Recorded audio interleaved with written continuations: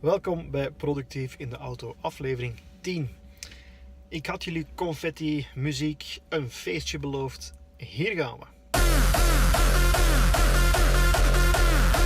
Oké, genoeg gefeest. Ik had jullie ook een interview beloofd tijdens deze aflevering. En dat is gelukt. Ik sta in Amsterdam en ik heb een interview achter de rug met niemand minder dan David Allen. Ik heb hem uiteraard een aantal vragen gesteld over GTD, maar ook wat persoonlijke vragen. Dus ik zou zeggen, geniet van het interview. So David, welcome to my vlog, my Productief in de auto. We are here in Amsterdam. Yay! The place where you've been living for the last 3-4 years. Yes, indeed, Jan. And why did you move here? We had fallen in love with the city. We wanted to get out of the U.S. We wanted to be somewhere in Europe. And Amsterdam is like the San Francisco of Europe. And we love San Francisco, but it's the same size, very similar style, but even more informal and village-like than San Francisco was. So we just fell in love with the city. We've been here 3 years. We're still in love with it. So quality of life here is wonderful. We love the sort of global view of the Dutch. There's good and bad about every place, but so great here and so convenient. And we love the Dutch. We love their point of view. We love the country. It works. And those are several of the reasons anyway. But it was not the plan all along to move to Holland finally, or definitely. No. We thought, naively, I thought, well, let's go live 6 months in Amsterdam, 6 months in Stockholm, 6 months in Kyoto, 6 months in Sydney. Little did I know how much it takes to be legal and get residence in those things. If you stay any longer than 3 months, there's a lot of hoops to jump through. Yeah. So it took about a year to kind of even get our Dutch residency under cruise control. So, but I think we made a good choice. So, it's indefinite. And come on, Amsterdam is an hour and 40 minutes from anywhere pretty much in Europe that matters. And I'm literally less than half an hour walking on my door to check in at Schiphol Airport, which is so convenient. Yeah, of course. And so it's all good stuff. And do you get recognized a lot in Amsterdam? Not so much. More in the airport than anywhere else. People go, God, are you David Allen? On the plane? Yeah, and on a plane sometimes that happens too. Every once in a while. I've been doing a lot of, sort of pro bono or gratis, speaking and promotion for GTD just because I live here. And, we thought supporting the community, supporting Mayor Effect and you guys for our franchise partners here, we figured might as well. So done quite a bit of gratis stuff for Startup Bootcamp folks and the City of Amsterdam and the Ministry of Defense and so forth. So figured anything we could do to help this country that we love a lot and have it work better. If it could use that at all, why not? Yeah. Let's talk about GTD a bit, of course. Sure. I've been told that you have a 1 minute explanation of GTD. I can do it less than 1 minute. Less than 1 minute. Less than 1 minute. You could time me. Ready? Yes. Okay. Go. Keep any potentially meaningful thing out of your head in some trusted bucket. Sooner than later, empty that bucket by clarifying exactly what that thing means to you, what you're going to do about it, if anything. Park the results of that. If you can't finish it in 2 minutes, park the results of that thinking in some sort of trusted place that you review on some consistent basis. So you make trusted choices about what you do instead of just being driven by latest and loudest. That's it. Yeah, that's not even half a minute. I haven't timed it, but that's pretty much it. Now, if I would be somebody who doesn't know GTD, how would you try to convince me to do it? Well, I wouldn't try to convince anybody about anything. I mean, I'm really not. I'm not even a motivational speaker so much as I'm really more of an educator and a researcher of this. And so, my point of view is, look, if you would like to have more room in your mind to be able to focus more clearly on the things that matter to you, this is how you can do it. if you don't like distraction, if you don't like the stress of things that are incomplete that you lose track of, it's a pretty simple methodology that creates space. I mean, you don't need time, you need room. Yep. It doesn't take any time to have a good idea or be creative or be present. But those things require that you have a clear head. Yep. So could you use a clearer head? And if somebody says no, then I go, fine, have a great life. I don't, come on, there are enough people who do want that and who are aware of it. And my job is to, it's kind of like in sales, get to a no as fast as you can. Mm-hmm. It's like, are you interested in this? No, good. Let me move on. Yeah. So. During the trainings that I give, and I guess the training that you give as well, I noticed that many people struggle with the implementation, at least at first. Do you have any idea why that is? Because these are 5 simple steps. Yeah, but come on, changing anything. I mean, especially if somebody's got a busy life and they're already kind of up to here in terms of their stuff.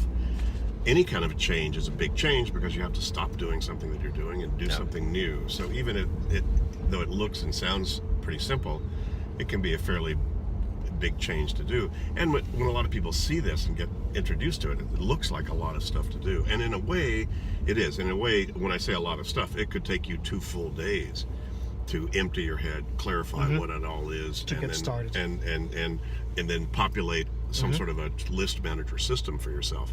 So yeah, there's an investment of time and energy, mostly a focus time, to sit and focus and make decisions, and that can be a bit challenging, to do that. And I'm of 2 minds. It's kind of like you should either just go really do the whole thing, like take a whole weekend to really set it up. Yep. It won't take you long to maintain it, but to figure out how to set it up or whatever, that could take a little while to get comfortable with how to customize, your own system and how to do that. And at the same time, you could just do a little piece. Just start writing down more stuff. Just start making next action decisions about more things than you would normally, and that will improve your life. So, as I say, this is not like running with scissors. There's nothing dangerous about GTD. I mean, you implement any of this, and it's just good practice. It's just good business. It's just good way to sort of get control of your life. But it does take a little bit of an investment, and it's pretty sensitive stuff because everybody is doing this all the time. This is not something that you just need in case of some emergency. This is like immediate. Yeah. You either do this or you don't do this. You either keep stuff out of your head, keep it in some external brain system, or you don't. And one of the problems is that if you're not fully doing it, you don't really trust either thing. You don't really trust the system, and you don't trust your head. And you don't trust either one, and you'll still tend to be driven by latest or loudest. Yep. So there is a value to taking time and making the investment to set this thing up. But again, even because it's so simple, that adds a good bit of sophistication and makes it sublime, much like Evernote. I mean, I love Evernote. It's a great little tool. Yep. But it's so simple, but it took me 6 months probably to figure out which stacks and how to organize that and how to figure that out. Yep. Because in a sense, the power was its simplicity. They gave you all the power to be able to customize it however you wanted, but then to be able to get your heuristics and to get your algorithm and to get your formula right takes a good bit of time and effort to make that happen. Yeah, sure. So I think there's all of those are factors that probably influence why people somehow resist or find it hard to maybe get started or install this. And once they are they use it, do you have any idea how much time it takes to keep doing it percentage-wise? Oh, you're talking about building habits, that way. Well, some people hit the road running. I mean, they were so close to what GTD represents anyway in terms of their own personal systems and habits and behaviors that they could implement it right away and keep going with it. And a lot of executives that I've coached, certainly a number of the best practices, some of them you start using right away, like the next action thinking, for instance, and building in an hour a day to make sure that they process their email and get their in baskets empty, and things like that. So some of these practices, if you catch to them right away, you can start doing them right away. The 2-minute rule is something you can do instantly.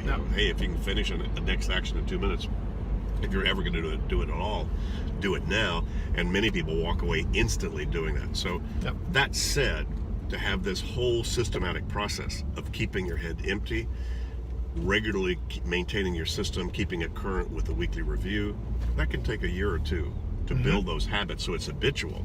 So you feel uncomfortable not doing it. I mean, that's what a habit is when you feel uncomfortable not doing it. So, I empty my in basket and, do weekly reviews for the same reason I take showers and brush my teeth. If I didn't, it feels too bad. Yeah. So, but, I understand that it takes a while to build that standard, to raise the bar internally for how comfortable you are with stuff banging around in your head and stressing you out in your head. Something else, tools. In the past, you've always said that the tool is not important.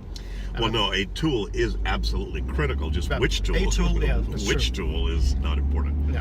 And I'm not going to ask you which one you prefer or suggest, but if people want to pick a tool, what are the minimum requirements? Well, you need to be able to make a list.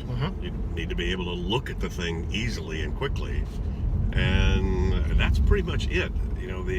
The requirements are nothing more than just making a list. I mean, I know people that just use Excel for this, or even just Word. They just make lists in Word. That can work. Can work fine. I mean, there are probably an infinite number of bells and whistles that people have added to these. And there are probably, at last count, I think over 300 software applications that were built around the GTD model, or at least say they were. Basically, they're just list managers. A way to create a list, a way to put notes on a list item. And the more that you're able to tie those list items together, the challenging part is trying to tie it, because you really need your calendar, and you really need to manage lists, and sometimes your email. And those are the three key components. And up until there's still not much that is able to integrate all of that. You still have to be pretty labor intensive, even in the digital environment, to say which piece does what. And if I say I'm going to call Jan, I'm going to call you by Friday.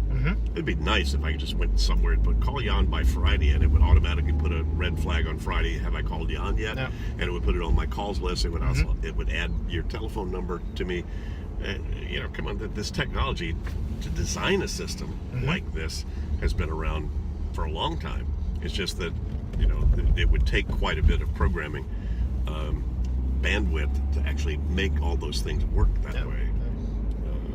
So I've tried for 3 years back in the 90s, and then 3 years just a few years ago, 2 different attempts to see if we could actually build software around the GTD thought model, and neither worked. No. Both the technology wasn't there to make it easy to do. It would cost a lot of money, and the number of programming hours that it would have taken to be able to tie your calendar with the items on your list. And you're not going to give up the stuff that your legacy systems you've invested in anyway. No. So that means that you'd have to have some sort of a dashboard that would accumulate data from your various raw native sources, and then be bi-directional. So if you changed it on your dashboard, it would go back and change the raw data, right? Yep. But just think of the legal and technical implications of that, because you're not going to give up Dropbox or Evernote or things like that, right? Or even Outlook or Notes or whatever you're using. And so, there just wasn't a way to integrate that. So, all that said, short story, make the long story very short, is any list manager, and I even know high tech folks that are going back to paper now, really, simply because there are fewer clicks. Yeah. But if you have the methodology, if you get GTD and know how to do it, you can make any of these work. You could work any of these. I could have all of my stuff just die right now. I just grab pieces of paper and a notebook and I just set up another system. Fine. Do you still teach people? I do. Yeah. Well, I still do. I do a lot of keynote presentations and sort of quick overviews of the methodology and introduce people to GTD. Yeah. But I'm still, coaching people. I have, the one-on-ones. Okay. Yeah. But rare to find somebody that doesn't do it yet. That wants to commit to me, because I don't want to commit to them unless they give me a year. And my time and you really need it and really want it, or really need to understand, or you really do get how important it is to you if you really get this. But after a year, you would never need me again. So yeah, I still do various forms of this. I can't stop. I just, anybody asks, I'm happy to share it. So let's talk a bit about your system, your metrics. How many inboxes do you have? Well, let's see. I have my physical inbox, is one of those. I have my portable kind of inbox, which is my, my note taker wallet that The I famous, have right here. That ta-da, there it is. That captures a lot. Sometimes I don't even need to take my phone with me. I can just make a note and then get back to my systems and to do whatever I need to do. So that's another version of it. When I travel with a briefcase, I've got a red in folder. So that so those are my three kind of, I guess, low tech capture inboxes functions. And then I have, of course, IBM Notes is still our internal system for our company. So all of my email that's coming in there is certainly another inbox as such. So that's pretty much it. Those are my key capture functions. As a matter of fact, I used a great little piece of software by two guys in Amsterdam, two GTDers actually built, called BrainToss, which is on my iPhone. And that's great because they were smart enough to realize instead of going into your digital black hole, you record something there, it goes right into your email. So if you're cleaning up email or you're cleaning up your backlog and that's your in basket, then it just funnels it into that in tray, which is smart. Well, I use Nozbe as my GTD system, and I can send emails to Nozbe, and then it gets into my inbox. So I've set up BrainToss to send it directly to Nozbe. Right. So I don't have to check my email anymore. It ends up good. in my inbox straight away. So BrainToss is great. How many projects do you have on your lists right now? Golly, how many right now? Probably about. I've only got about 20 or 25 right now. Given what I'm doing and the change in my own lifestyle and my work, we really shrunk our company to be really just our intellectual property licensing company. So we're now supporting you guys, our partners there, and we've just signed for the U.S. and Canada, both our coaching business as well as our training business, to two really good companies there. So I've changed a lot of what I'm doing. So I don't have that many projects. Some of them are pretty big. I've got one a couple of years ago when I turned 70, I thought, I'm probably not going to live forever, and so I've got a big project to get everything in my head and in my systems available to Catherine. So in case I fall over, she doesn't have to try to refigure out how I'm doing all this stuff, because I manage all our finances and a lot of the legal stuff that we do. So that has not been recorded yet anywhere. I've got my own personal systems, but hasn't made objectified. So that's like one project on my project list, but that's a big one. It's going to take a long time to do that. And finishing another training design, our level 3, finishing that's another big project that's going on. So I've got about 20 or 25, and some of them are small and some of them are pretty big. And do you have a lot of Sunday maybes? I do. Probably about 40 or 50. Oh, okay. And well, a lot more than that. If you would, I have a list called Surf. That's all the thing. Here's David, you should go see this cat video. It'd be so funny. It's so great. And I go, oh, okay. So I just have I barely even look at that at all, but it's there in case my brain is toast and I just want to surf around and play on the web. I just got a huge list of stuff there. So if you consider those someday, maybe I probably got 100 of those things on that list. And there's, it's interesting because there's kind of a combination of references someday. Maybe if I keep track of, I'm, a bit of a foodie, and every restaurant I've ever been to in the world that I might ever want to go back to is on a list. And I've got that in Evernote. So that's kind of a reference, and someday maybe, when I'm in Chicago, I might want to go eat at this restaurant again, or something I read about and I, make a note about it that way. Okay, great. How many next actions do you have on your list right now, more or less? How many next actions? I don't know, probably accumulated maybe 60, 70, 80. Errands to run, stuff to talk to Catherine about, etc. Do you have any idea how much you capture per day? How many items? It depends on the day, of course, but Certainly depends on the day. Not that many these No. days. Just given my lifestyle right now, we have such a virtual company that most of that stuff just gets captured in email or instant messaging. And if you think about all of that, probably I would get anywhere from 30 to 100 emails a day. And how many notes that I would take? Hard to say. Probably no more than 10 or 20. That would be typical. And how many contacts do you have? Difficult word. Contexts do I have? Probably 10 or 12. Okay. My action lists are organized by errands, stuff to do at home. I don't have an office. My office is at home, so I don't have that list. At computer, creative writing actions. That is a separate list. Stuff to do online versus just offline computer stuff. So I have separate lists for those because I'm on planes a lot and don't want to be reminded of stuff that I can't do unless I'm connected to the web. So, and agendas. Not that many people because pretty much all that is handled now through our meetings and our company systems that way. That's about it. So 10 or 12, max. I have some temporary ones that I use. I use a before trip list that I create. If I'm going on a long trip, longer than a couple of weeks or 10 days, I'll usually then set up that list. And because mine is digital, using the software I have with IBM Notes, the before trip list is one I go through all my other lists of actions, and if it has to get done before I leave on that trip, I drag it over to that list. And then I don't need to look at any of the other lists anymore, just that one until it's done. Because I've then made the distinction that everything else could wait until I was back. So that's helpful to have too. Okay. Let's talk a bit about your books. The first book came out in 2001, I think. Yep.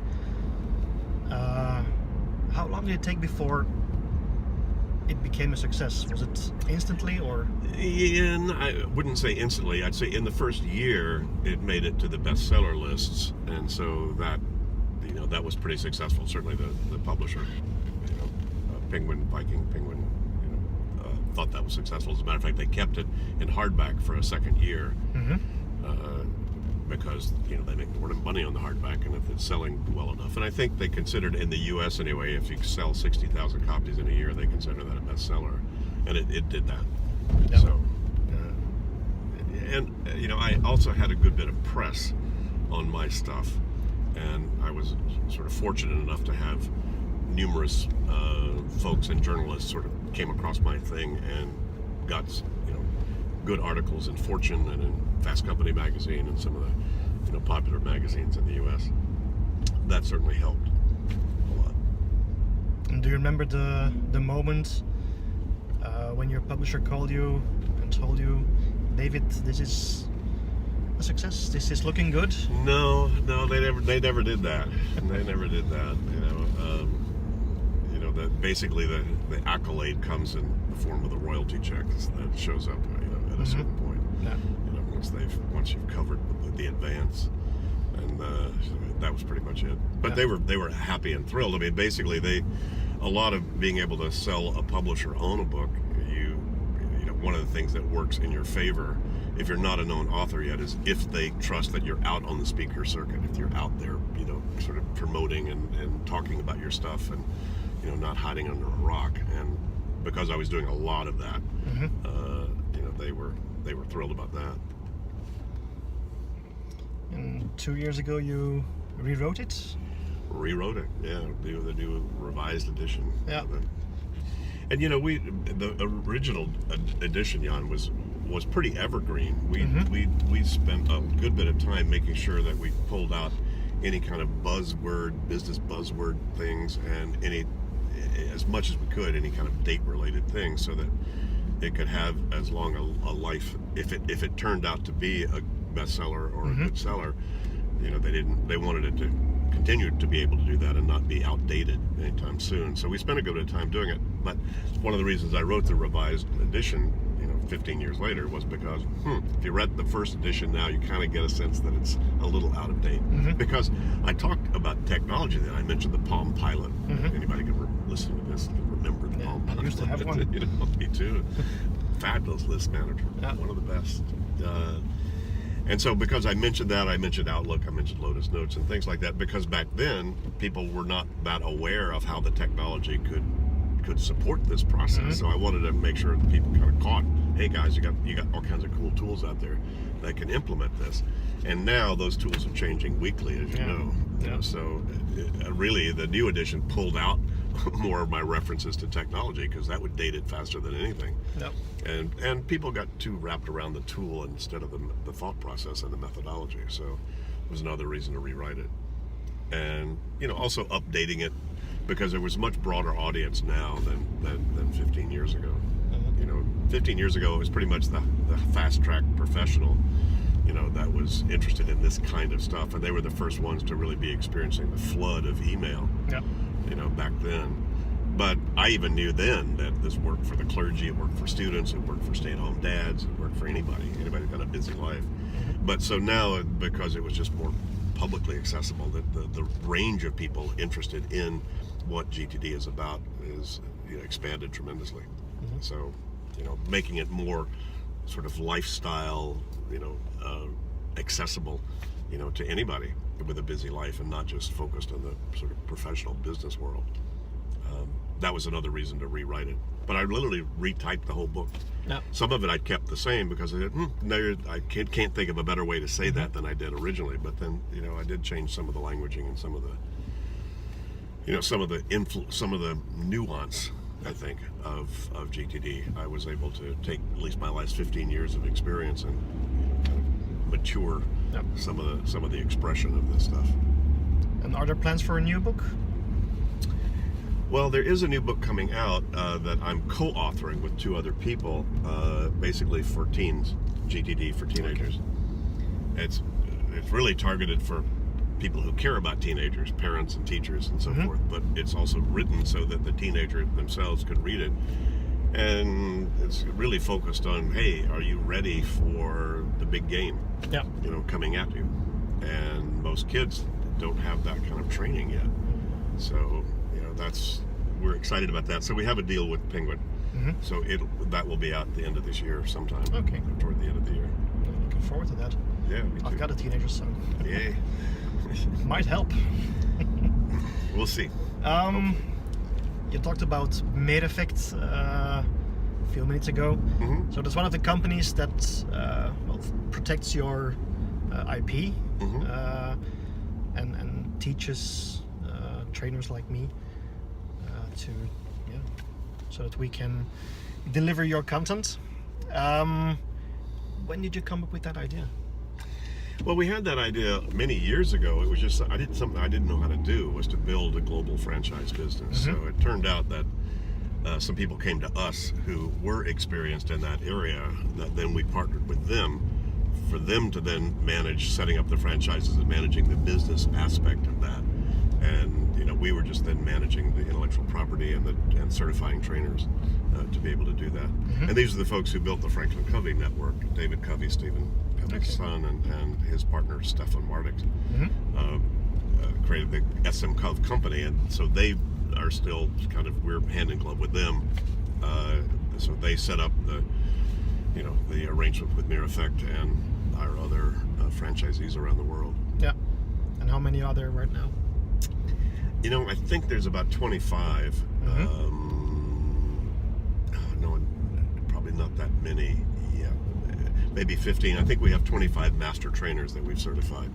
So some of the regions have that. And, Not too big, the Door Group basically has all of Central and Eastern Europe, and so they've sub-licensed this material to Slovenia and the Czech Republic and Slovakia and Hungary and Poland. And so it's officially we're in 60 countries, but many of these franchises are in a way just in their still in startup mode, so they haven't really got that much traction yet. but it's been set up to pretty much cover the bases. And we've got Russia and China and Brazil, and that's a whole lot of the planet. We're just there.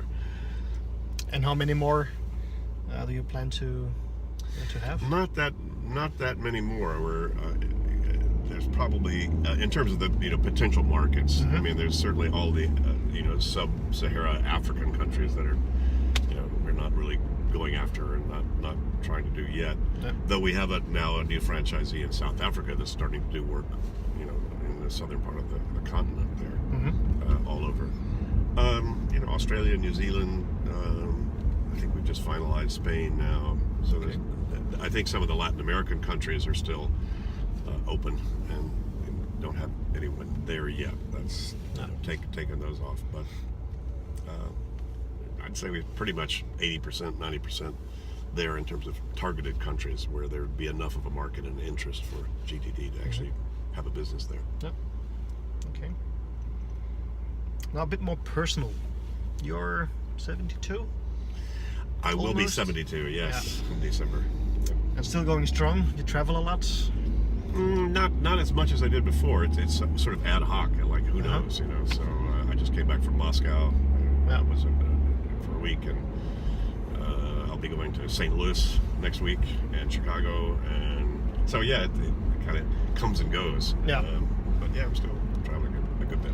Any plans to retire or to slow down a bit? No, I don't know how to do that. I mean, it would be nice, and I'm slowing down a little bit. I mean, in terms of what I'm doing, but there's still a whole lot to do just to get all of our partnerships onto cruise control and to support them, and I still have a lot of value I'm adding to all of our partners by doing this kind of stuff and PR and just kind of being the flag bearer and being the guru. It's interesting because some regions don't like the guru idea and some of them love it. So it's kind of, Northern Europe is like, who's that American guru? I don't need that. But in Russia and the Far East, they go, oh, the guru. Yeah. So it's kind of funny to see the differences there in that regard. Okay. Final question. Who do you think would be a good person to sit where you're sitting now? Who can I interview? You mean in the world? Well, about anything? Well, no. I'd say, Angela Merkel would be my favorite person to sit down and talk to. God, what a lady. But in the Productief world, or GTD world. In the GTD world? I will have Arjan in a few months, probably. Arjan, yeah. Arjan, yeah. So, if you have... for sure. Mark Tichelaar is always a good guy to talk to. Mark's another, partner with SM Cov.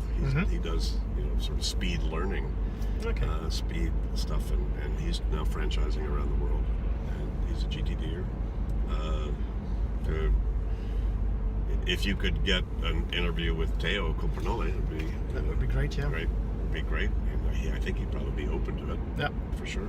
If not, I can ask you to convince him. Boris, forget his last name. He's the head and CEO of the Next Web, and very successful. Conference, web conference and technology conference now here in Amsterdam. Okay. And quite articulate. Okay, great. Thank you for doing this. My pleasure. It was an honor.